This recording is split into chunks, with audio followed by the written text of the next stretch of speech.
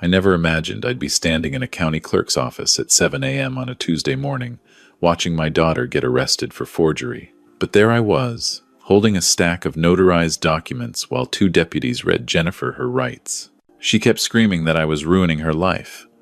I just looked at my lawyer and said those 4 words we'd planned for 6 months. The documents are filed. Let me back up. My name is Thomas Barrett. I'm 68 years old. Been retired from the Asheville Fire Department for 6 years now.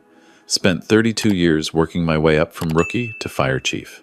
I've pulled people out of burning buildings, coordinated disaster response during hurricanes, and managed a department of 200 firefighters. Point is, I'm not some confused old man who can't handle his affairs. I got divorced from my ex-wife Patricia 8 years ago. We'd grown apart, wanted different things. It was civil enough.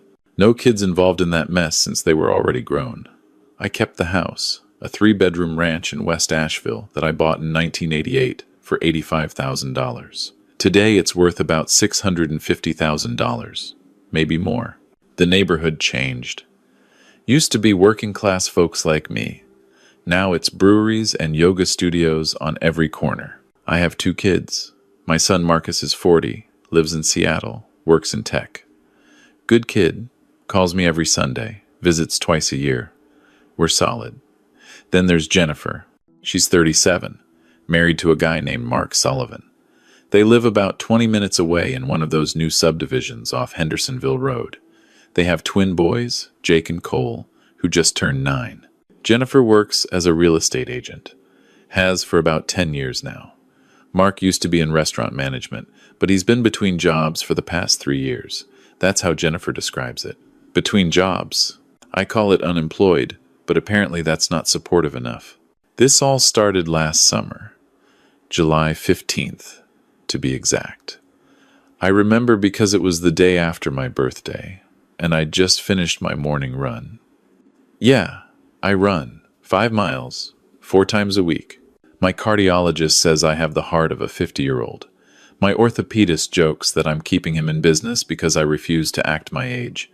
But I feel good, strong, clear-headed. Jennifer called that morning asking if they could come by for a belated birthday dinner.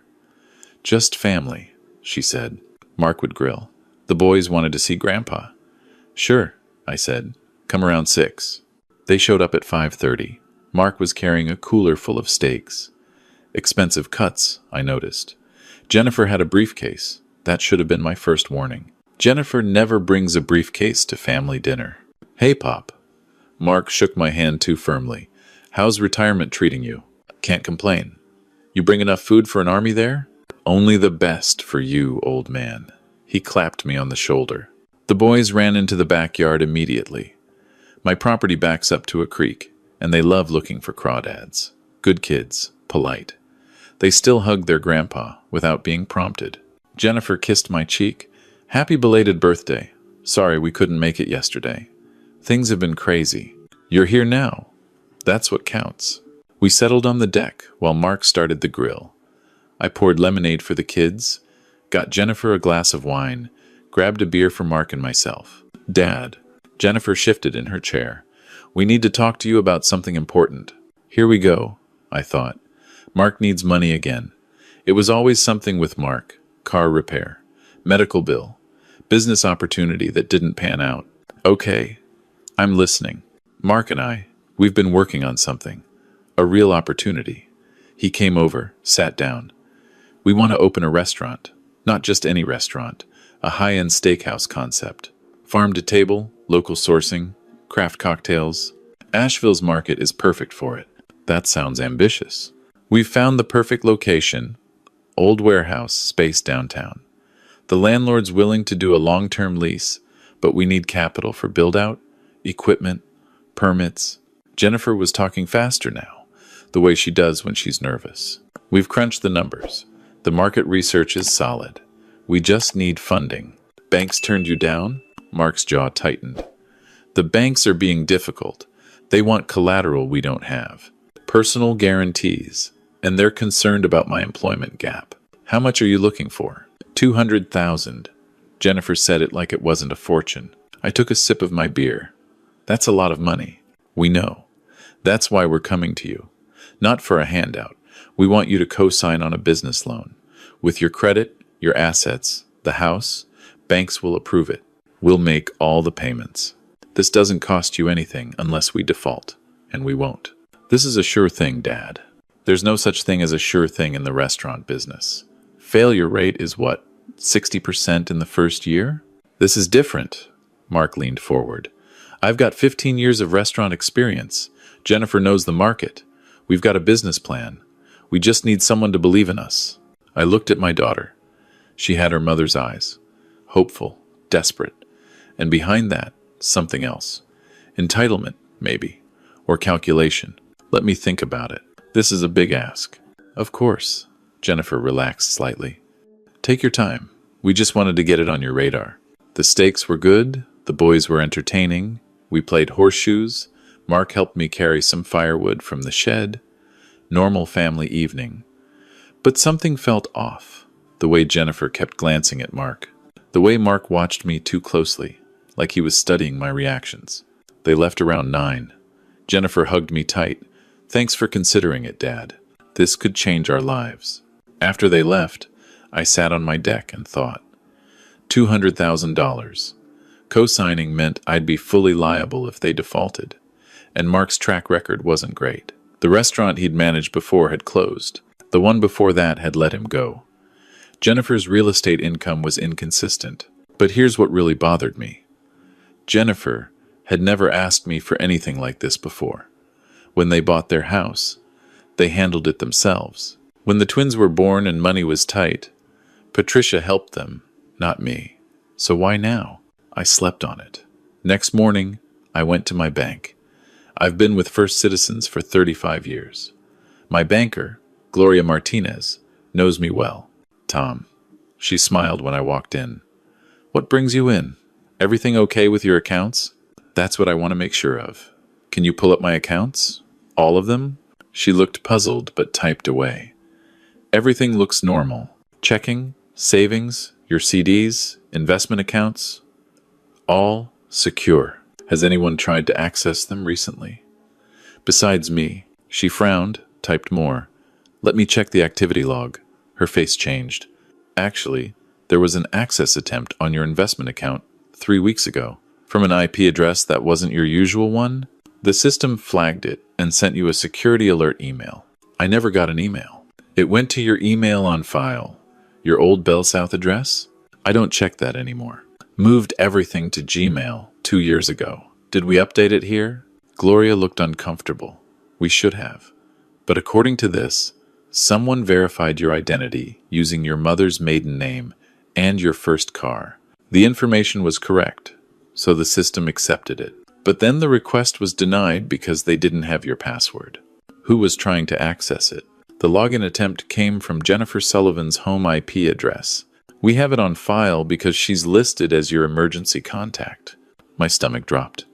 Show me the exact date. June 27th. That was 2 weeks before the birthday dinner. Before the restaurant pitch. Gloria, I need you to do something. Change all my passwords. Remove Jennifer as emergency contact. Replace her with my son Marcus. And I need you to run a full security audit on all my accounts. Check for any other unusual activity. Tom, is everything okay? Not sure yet, but I need to protect myself. I'll take care of it right now. And Tom, you should probably talk to a lawyer. This kind of thing, attempted account access by family members, it sometimes indicates bigger issues. I left the bank and drove straight to a law firm that specializes in elder law and estate planning, Morrison and Associates. My buddy from the fire department had recommended them when his father got taken advantage of by a caregiver. The attorney who met with me was named Rachel Morrison. Early 50s, sharp eyes, no-nonsense demeanor. I liked her immediately. I told her everything. The loan request, the account access attempt, my concerns. She took notes, asked questions, and then looked at me seriously. Mr. Barrett, I see this pattern every week. Adult children getting anxious about inheritance. They start testing access to accounts, asking for large sums of money, sometimes forging documents. The fact that your daughter attempted to access your accounts before making the loan pitch suggests this is premeditated. What should I do? First, we make sure your estate documents are ironclad. Do you have a will? Yeah, from 10 years ago. Pretty standard. Everything split between Jennifer and Marcus. We'll update it with specific language about capacity challenges and undue influence. Second, I want you to get a full cognitive assessment. You seem sharp to me, but we need documentation that you're mentally competent in case this escalates. You think Jennifer would claim I'm not competent? If you refuse to co-sign this loan, and if she's desperate enough to access your accounts without permission, yes. I think she might try to get power of attorney or even pursue guardianship. It's more common than you'd think. This is my daughter we're talking about. I understand, but we need to be prepared. Third, I recommend installing security cameras in your home, just audio and video in common areas. Kitchen, living room, front entrance. If there are confrontations, we'll have evidence. This feels paranoid. It's protective. Trust me. Over the next 2 weeks, Rachel helped me do several things. We updated my will with language, specifically stating I was of sound mind and free from undue influence. We arranged for a neuropsychological evaluation with a specialist at Mission Hospital. I scored in the 98th percentile for my age group across all cognitive measures. Memory, processing speed, executive function, all documented. I installed security cameras, small ones hidden in smoke detectors and picture frames. Legal in North Carolina, as long as it's your own property, and not in bathrooms or bedrooms. And then I waited. Jennifer called 2 days later. Hey Dad, just checking in. Have you thought more about the loan? Still thinking. We're running out of time. The landlord needs an answer by the end of the month, or the space goes to someone else. I'll let you know soon. She sighed. Dad, I don't understand the hesitation. We're family. Mark and I would do this for you in a heartbeat. Would you? If I asked you to co-sign for $200,000? Silence. Of course we would. Good to know. She called again 3 days later. Then Mark called. Then Jennifer showed up at my house, unannounced, on a Saturday afternoon. I was in the garage working on a bookshelf when she walked in. Hey. She looked tense. Couldn't reach you by phone. I was in here. What's up? Dad, we need an answer. Like now. The landlord gave the space to someone else, but there's another location available. Even better. But we have to move fast. I put down my saw. Jennifer, I'm not co-signing the loan. Her face fell. Why not? Because it's too risky. I'm on a fixed income. I can't afford to be liable for that kind of debt. We'll make the payments. You won't have to pay anything. Then you don't need me. The banks won't approve us without a co-signer. Then maybe it's not the right time to start a restaurant. Her expression hardened. I can't believe you're being this selfish. We've given you access to your grandkids. We include you in everything. And when we ask for one thing, one chance to build our future, you refuse. Giving me access to my grandkids? Those are my grandchildren. That's not a bargaining chip. You know what I mean? She threw up her hands. Fine. Whatever. We'll figure it out ourselves. Like we always do. She left. I stood in the garage, heart pounding. That phrase. Access to your grandkids. Like they were currency. Rachel called me Monday morning. Mr. Barrett, I need you to come to my office, now if possible. 20 minutes later, I was sitting across from her. She had documents spread on her desk. I had a colleague in the county clerk's office run a search on your property. Tom, someone filed a quitclaim deed on your house 3 weeks ago, adding Mark Sullivan as a joint tenant with right of survivorship. What does that mean? It means, according to public record, Mark Sullivan partially owns your house. When you die, he inherits your half automatically, bypassing your will. That's impossible. I never signed anything. She showed me the document. There was my signature. Dated June 29th. Notarized. I stared at it. That's not my signature. It's close, but look at the T in Thomas. I loop it. That's straight. This is forgery. Rachel's voice was ice. This is a crime. We need to report this immediately. Wait. I need to think. If we report it, Jennifer and Mark could go to jail. The boys. I understand your hesitation, but this is felony forgery and fraud, and it shows intent. They're not just asking for money anymore. They're stealing your property. What do I do? We file a quiet title action to remove Mark's name from the deed. We'll need to prove the signature is forged, which means we'll need a forensic document examiner. And yes, we'll need to report this to the police.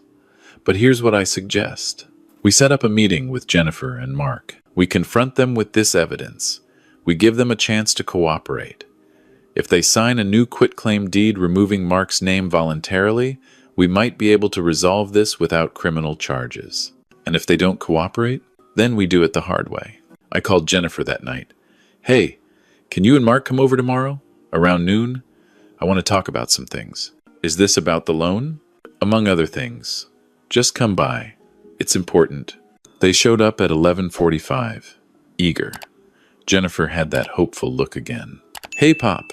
Mark was all smiles. Change your mind? About helping us out? Let's sit down. We settled in the living room. I'd made coffee, left the security cameras running.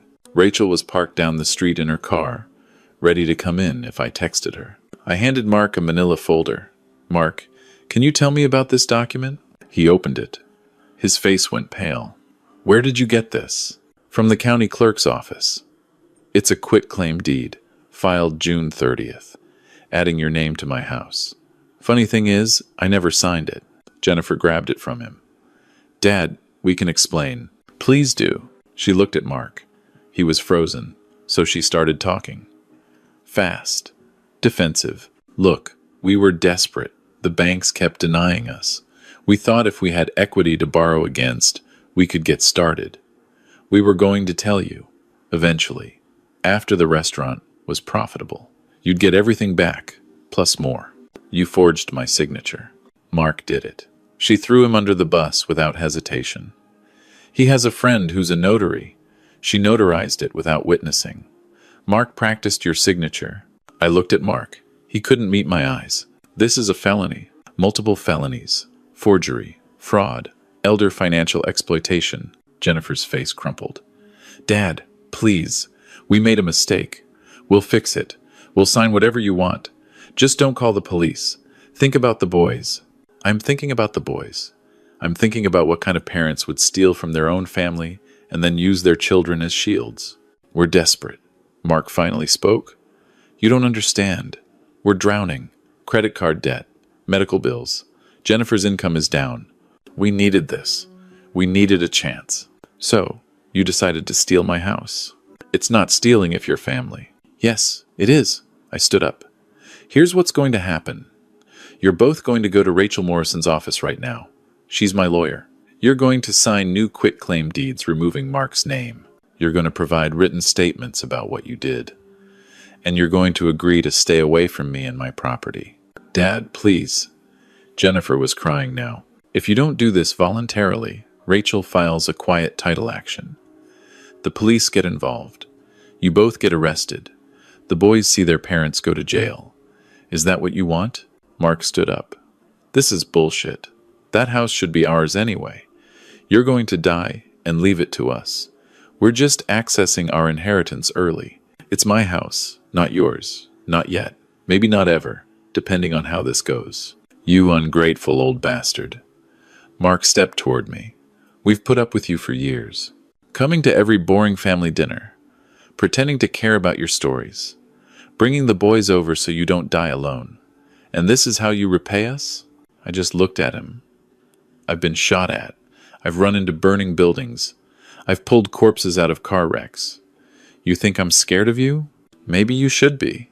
He moved closer. Jennifer grabbed his arm. Mark, stop. You're making it worse. He shoved her hand away. No, I'm tired of this. Old people hoarding everything while young families struggle. You don't need this house. You don't need all that money in the bank. You're just sitting here waiting to die. I'm 68 years old. I ran 5 miles this morning. My doctor says I'll probably live another 20 years. So yeah, I do need this house. Because I'm living in it. Mark moved fast. Shoved me hard in the chest. I stumbled backward, hit the kitchen counter, felt my head crack against the edge. Pain exploded through my skull. I went down. Everything got fuzzy for a second. I heard Jennifer screaming. Heard Mark saying, oh shit, oh shit. Felt blood on my face. I touched my head. My hand came away red. Split eyebrow. Head wounds bleed a lot. I knew that from 32 years in fire rescue. I pulled my phone from my pocket, texted Rachel. Now. Then I called 911. The 911 dispatcher recognized my voice. Chief Barrett? What's your emergency? Assault. My son-in-law just attacked me. I'm bleeding from a head wound. He's still in my house. Sir, are you in danger right now? I don't think so. But send police and EMS. Possible concussion. They're on the way. Stay on the line. Jennifer was kneeling next to me. Dad, I'm so sorry. Mark didn't mean it. You were provoking him. I looked at her. He assaulted me because I wouldn't let him steal my house. And you're defending him. We need to go.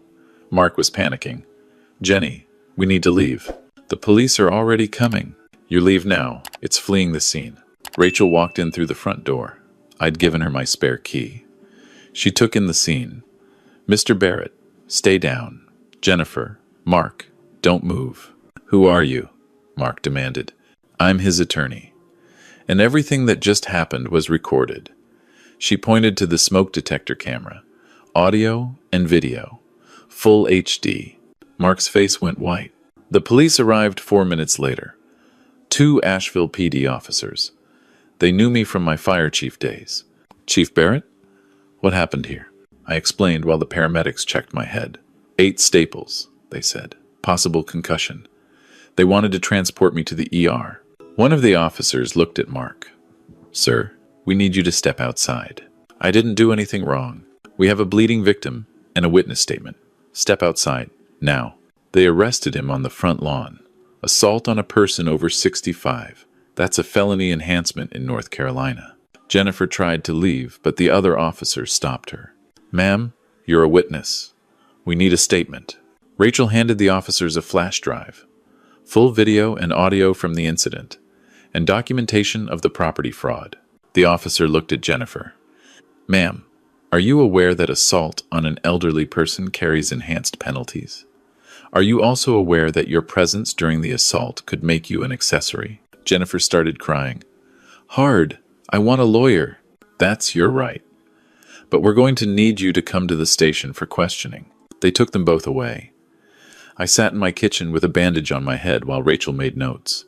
The paramedics strongly recommend the ER. You might have a concussion. I'll drive myself. I'll drive you. Rachel stood. Your truck stays here as evidence anyway. They'll want to process the scene. At the ER, I got a CT scan. Clean, no brain bleed. 8 staples in my eyebrow. Concussion protocol. They wanted to admit me overnight for observation. I refused. Rachel drove me home around 7 p.m. Crime scene tape on my front door. An officer was still there documenting. Mr. Barrett. The officer nodded. We're almost done. We took photos, collected the kitchen chair. Mark kicked over, got blood samples from the counter. You can clean up after we finish. What happens to Mark and Jennifer? Mark's being charged with assault on an elderly person, felony in NC. Your daughter is being questioned. Depending on her involvement in the property fraud, she might face charges too. What about the boys? Child Services has been notified. They'll stay with Jennifer's mother tonight. My ex-wife. Great. She was going to love this. I texted Marcus in Seattle. Long story. Your sister and Mark attacked me. I'm okay. Call when you can. He called immediately. What? Are you serious? Are you hurt? I'm fine. Well, 8 staples. But fine. I'm booking a flight. I'll be there tomorrow morning. You don't have to. Dad, my sister assaulted you. I'm coming. He arrived Tuesday afternoon. Took one look at my face and hugged me. Careful. Not hugging me tight, but gentle. Like I was fragile. I wasn't fragile. But I let him. Over the next week, things moved fast. Mark made bail, but had a no-contact order. Jennifer wasn't charged initially, but the DA's office was investigating her role in the forgery. Rachel filed the quiet title action. With criminal charges pending, Mark signed the new quitclaim deed, removing his name. No fight. He was desperate to show cooperation. The forensic document examiner confirmed the signature on the original deed was forged. The DA added forgery charges to Mark's assault case. Marcus stayed for 2 weeks, helped me around the house. We talked a lot. About Jennifer, about how this happened, about what comes next. Dad, what are you going to do? About Jennifer? I don't know yet. I'm waiting to see what she does. She called on day 10. I didn't answer. She left a voicemail. Dad, please, we need to talk. Mark's lawyer says if you drop the charges, he'll plead to a misdemeanor. We can move past this. The boys miss their grandpa. Please call me back. I played it for Rachel. Don't respond yet. Let's see how the criminal case develops. If Mark takes a plea deal that includes restitution and counseling, that might be acceptable. But Jennifer needs to show real accountability. 3 weeks later, Mark pleaded guilty to assault and forgery. Sentence was 2 years, probation, anger management, 200 hours community service, and a permanent restraining order keeping him 500 feet from me. The felony conviction meant he'd have a hard time getting any job in restaurant management. Jennifer called again. Dad, we lost the house. We can't afford it without Mark working. We're moving in with my mom. The boys are devastated. Is this what you wanted? To destroy your family? I called her back for the first time. Jennifer, this is what you and Mark chose when you forged my signature and attacked me. I didn't destroy our family. You did. You're a bitter old man who couldn't stand to see us succeed. I'm a man who protected himself from thieves, even when those thieves were my daughter and son-in-law. I hope you're happy, alone in your precious house. I am alone, but I'm safe, and I'm here because I worked for it, not because I stole it. She hung up. Marcus helped me change the locks. We set up a new will with very specific language. Jennifer was still in it, but with conditions. Any attempt to challenge my competency or contest the will would result in her getting nothing. The boys had education trusts, managed by Marcus. They'd get access when they turned 25, no matter what. 6 months later, I'm doing fine. Better than fine, actually. I joined a hiking group, started volunteering with the fire department's community outreach program. Met a woman named Diane at a fundraiser. She's 64, runs a bookstore downtown. We've been having coffee twice a week. The boys sent me a card for Christmas. Handmade. I miss you, Grandpa. Jake Spelling. Cole drew a picture of the three of us fishing. It broke my heart, but I didn't respond. Because Jennifer wrote on the envelope, maybe if you apologize to Mark, we could work this out. I kept the card. Didn't reply. Rachel says, when the boys are older, when they're 18, they can reach out on their own. I'll tell them everything. Show them the legal documents, the video, the medical records. They'll understand, or they won't. I'm 68 years old. I might have 30 more years. I might have 3. But however long I have, I'm spending it on my terms. In my house, with my boundaries intact. Sometimes people ask if I regret turning my daughter in. If I feel guilty about Mark's conviction. The answer is no. Because what Jennifer and Mark did wasn't a mistake. It wasn't desperation. It was calculated theft. They tried to steal my house. They tried to steal my future. And when I wouldn't let them, Mark put his hands on me. I'm a retired fire chief. I spent 3 decades protecting people, saving lives, putting myself at risk for strangers. But when it came to protecting myself from my own family, I had to make a choice. Them or me. I chose me. And you know what? I sleep just fine. The house is quiet. The doors are locked. The cameras are still running. And every morning I wake up, lace up my running shoes, and do my 5 miles. At 68, that's not survival. That's living. If you're dealing with family members who think they're entitled to your assets, your property, your peace of mind, here's what you need to know. Document everything. Get your estate documents in order now, not later. Have conversations with an elder law attorney before problems start. Get a cognitive assessment while you're healthy so there's a baseline. Install security systems. And most importantly, understand that saying no to family is not selfish. It's self-preservation. The bank estimates are that financial exploitation of older Americans costs $2.9 billion annually. Most of it happens at the hands of family members. Adult children who think inheritance is something they're owed rather than something they might receive. Who view their parents' assets as their future resources that are being unfairly withheld. My advice? Trust your instincts. If something feels off, it probably is. If someone is pushing too hard, ask yourself why. If you're being pressured to sign documents, to add names to deeds, to co-sign loans, stop. Get independent legal advice. Take your time. And here's the thing nobody wants to say out loud. You don't owe your adult children your financial security. You don't owe them access to your assets while you're still alive. You don't owe them an inheritance at all. What you built, what you saved, what you own, that's yours. You earned it. You have every right to protect it. Even from your own blood, especially from your own blood. Because sometimes the people who know you best are the ones who know exactly how to manipulate you. They know your weaknesses. They know your guilt buttons. They know how to make you feel selfish for protecting yourself. Don't fall for it. I almost did. I almost co-signed that loan because I loved my daughter. I almost looked past the account access because I wanted to believe she made a mistake. I almost let the forged deed slide because I didn't want my grandkids to suffer. But here's what I learned. Protecting yourself doesn't make you selfish. It makes you smart. Setting boundaries doesn't make you cruel. It makes you clear. And choosing your own well-being over family manipulation doesn't make you a bad parent or grandparent. It makes you someone who understands that love shouldn't cost you everything you've worked for. The house is still mine. The accounts are still secure. And I'm still here, running my 5 miles, volunteering with the department, having coffee with Diane, living my life on my terms. That's not selfish. That's what I fought fires for 32 years to earn. The right to be safe, even in my own home, even from my own family. And if that makes me the villain in Jennifer's story, I can live with that. Because in my story, I'm the one who survived.